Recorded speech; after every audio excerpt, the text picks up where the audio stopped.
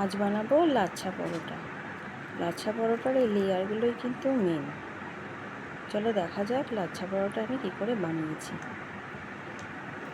সামান্য একটু জলের মধ্যে হাফ কাপ দুধ নিয়েছি, অল্প টক দই, নুন, চিনি, 1 চামচ বেকিং পাউডার, হাফ চামচ বেকিং সোডা আর পরিমাণ মতো ময়দা দিয়ে ভালো করে এটাকে নাড়তে থাকবো যতক্ষণ না পর্যন্ত দুধের মিশ্রণটা ময়দার সাথে ভালোভাবে মিশে যায়।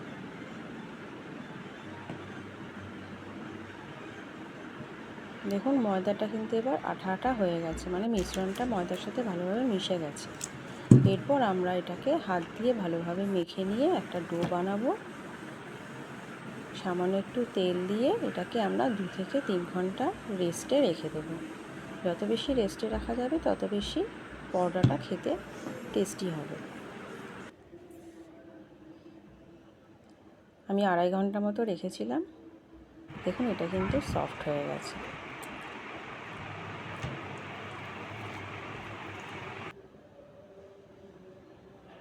এবার ময়দা থেকে আমরা একটা ডো বানাবো, বানিয়ে নিয়ে বড় পরোটার আকারে বেলবো।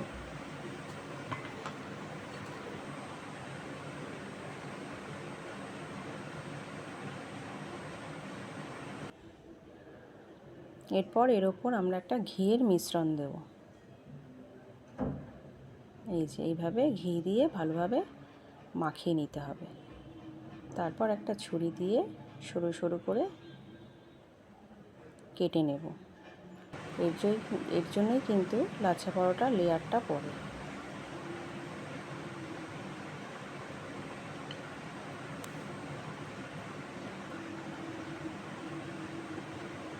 পুরোটা কাটা হয়ে গেলে আবার আমরা এটাকে রোল মতো করে নেব।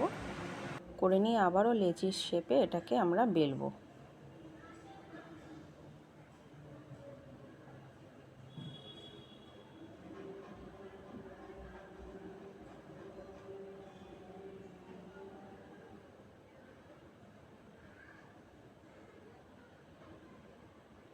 সামান্য একটু ময়দা নেব, দিয়ে এটাকে আমরা বেলবো। আমি মিডিয়াম সাইজই বানিয়েছিলাম, আপনারা চাইলে আরও বড় বানাতে পারেন।